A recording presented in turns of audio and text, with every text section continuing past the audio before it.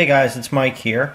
Hey, if you have a GoPro camera and you have a glider or an open sort of open canopy type plane, this might be something you'd be interested in. I made a mount for my GoPro camera, and so here's the canopy that I had on my plane. This is a Bixler glider, and basically this mount just sits right inside the canopy, and it was pretty simple to do, and it was cheap.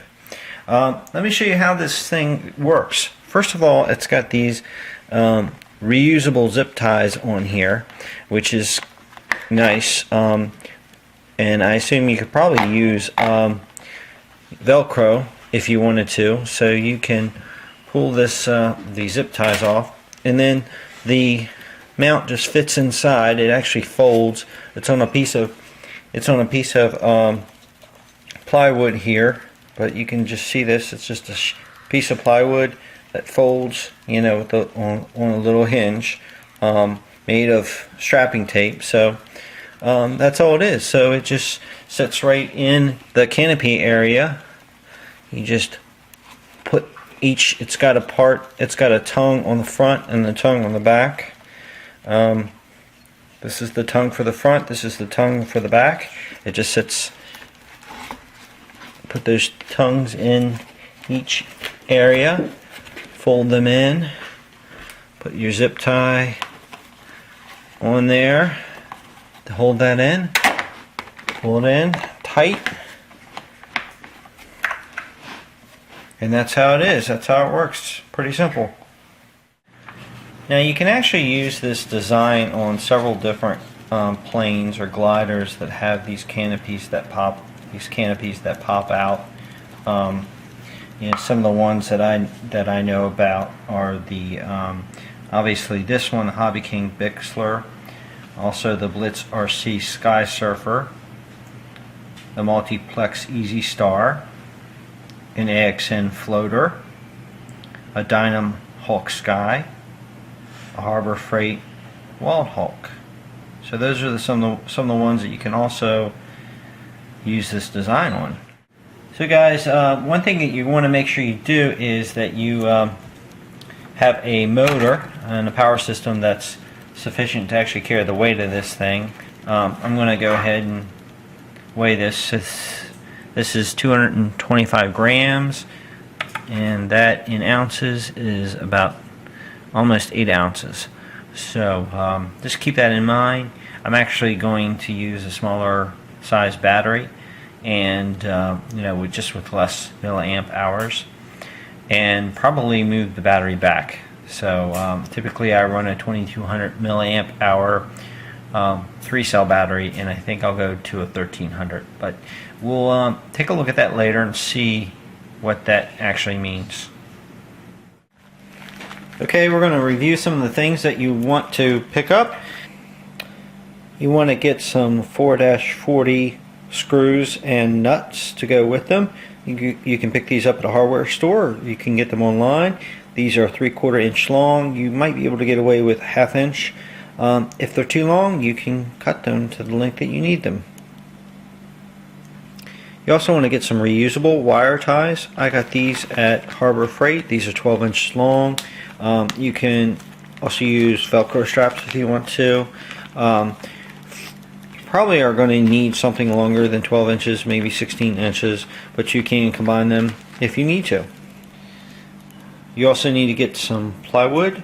This is 3/16 of an inch. You could probably go with something thinner if you wanted to.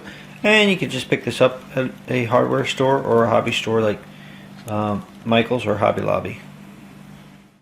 Let's review some of the tools that you're going to need to do this job. First of all, a coping saw that you can use to cut out the plywood, a screwdriver to screw the screws in, some pliers to actually hold the nut on the end, some blue thread locker, some wire cutting pliers, a drill and drill bits for drilling your holes, a scale for taking measurements, a pencil and a ruler,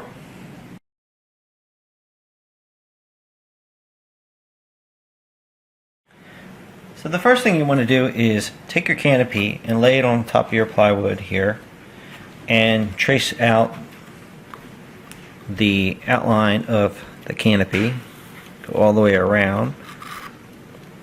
You'll notice my canopy has a little tongue on it already.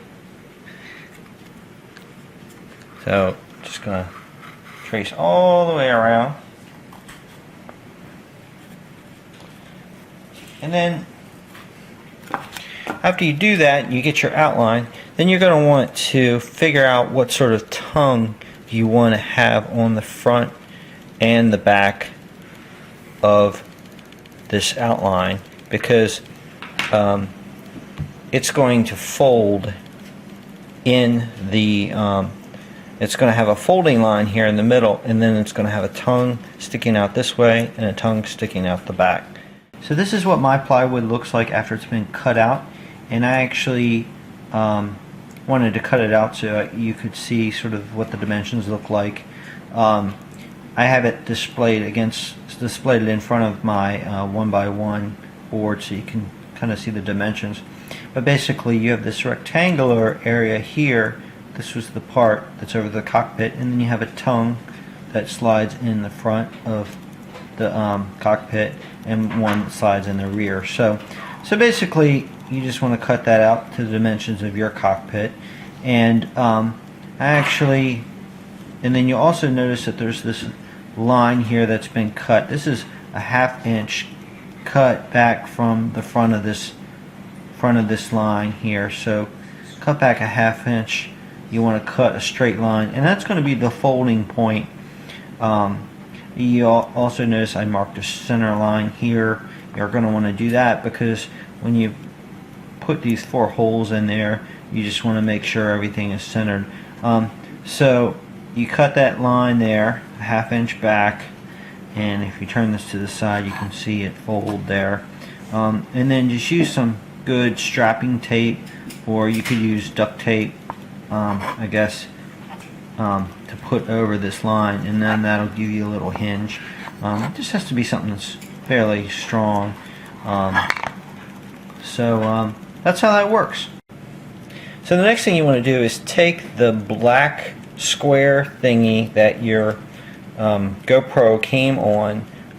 It looks like it's probably maybe like a 4x4 square, black square, and you can actually use the mount that is on that square and cut it out. So you just want to cut around the outside of that. I used a coping saw to cut it, and one thing you want to just make sure you do is when you flip it over, just make sure you leave these nice edges that stick out so that they give you a little bit of support. So you do that, and then you want to drill 4 holes in the corner of that so that you can put some screws in there. The size holes are going to be dependent upon the size screws that you end up using.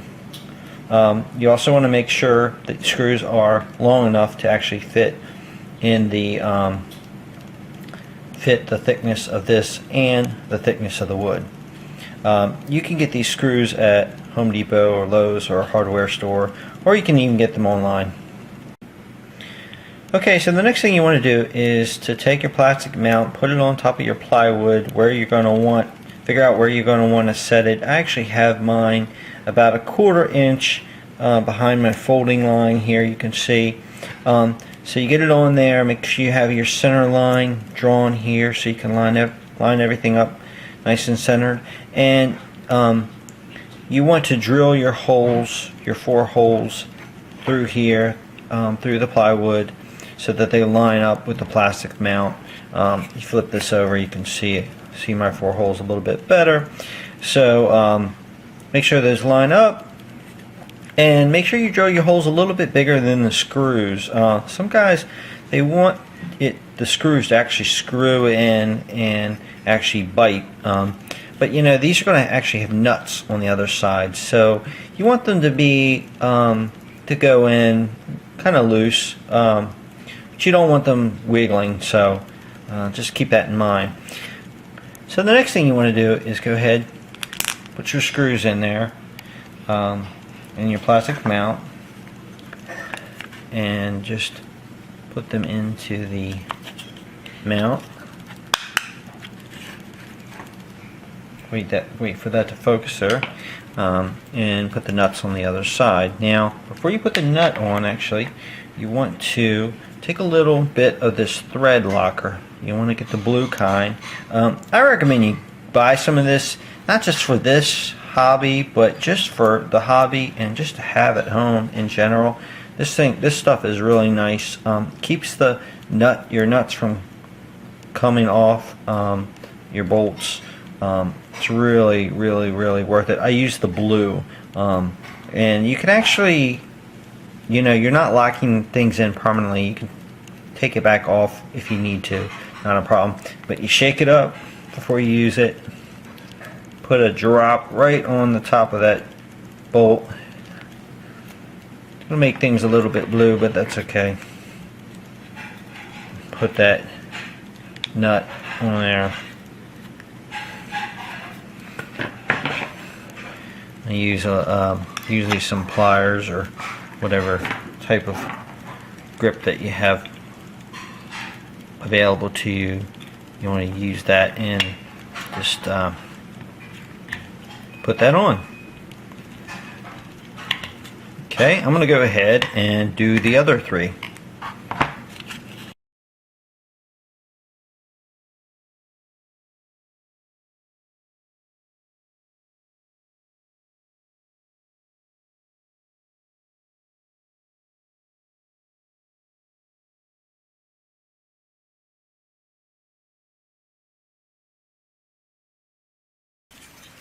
Okay, so here we go. We got all 4 of them on there. Now the screws that you buy might be a little bit longer than these, but if you need to, what you can do is actually just cut them to be shorter with a hacksaw. You'll want to take the screws out of here, probably put them in a vise, screw the nut on the screw. So it's all the way in. Mark where you want to cut it with your hacksaw, and then unscrew the nut off of the screw, and it'll actually help fix any threads that may have gotten messed up when you did the cut. And then you can take a file and just smooth over the edge, so you can see where I've cut. I actually cut this one right here kind of short, just so you don't have too much excess. Okay, so here I've got the mount on there now, on top of the plywood, and I'm just going to go ahead and slide the plastic part in there. Snap that in. You can see that right there. I've got it in. And then you also get these little rubber things with the cameras now. The newer ones have them, and they just wedge right in here, and they help reduce some of the vibration. You can see if it starts to focus, you can see see how that goes in there. That'll help reduce some of the vibration. So I think we are ready to put this on the plane. So now we're ready to go ahead and put this on in the canopy area. So obviously you have to remove the canopy out of there first, because you're not going to use it at the same time. With mine, I just kind of fold it first before I put it in. And you could take the camera off if you wanted to before doing this. It might be a little bit easier, but I found I don't need to do that. It just sits in like that. So now you're not done yet, because if you just left it like this, this thing would come out of here, and it's loose, and you don't want to do that. So you need to have this strapped in somehow. If you want, you could use Velcro straps. You can get those at a hardware store or online.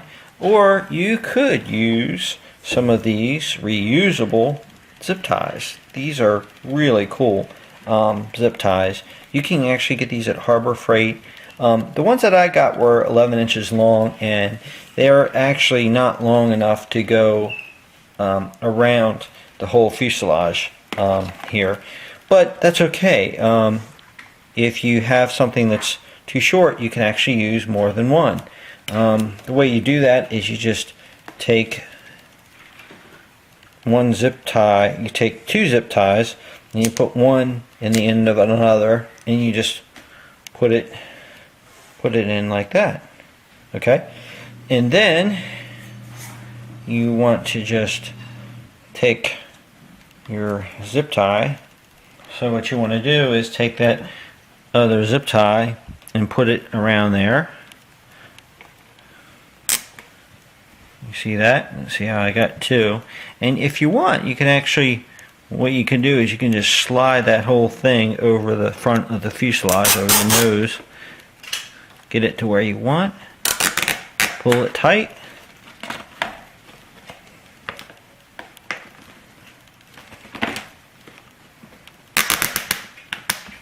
I'm going to go ahead and cut these, but only because I don't want them sticking out. But you want to make sure you leave enough just so you can get a grip on them to get them started again. So I'm just going to cut this one about right here. And can cut this one here. This one I might not be moving at all, so I'm going to just cut it pretty good. So I'll always plan to just move the one, and that's it. Okay, so then when you're ready to take it back off, you just push on this little tab here and this thing will come out.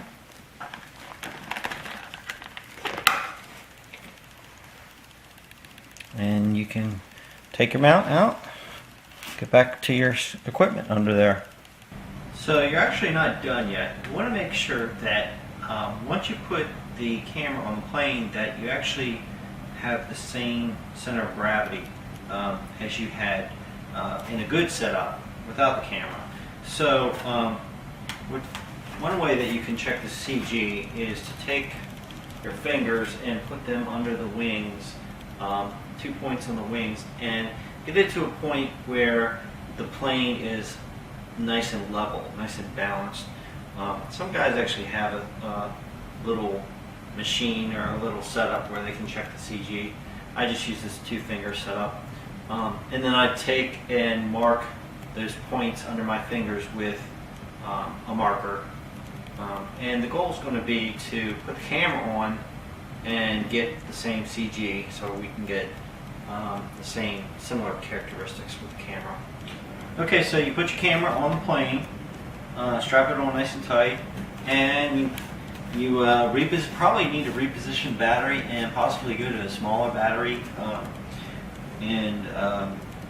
just to make sure that you actually have something that's going to work.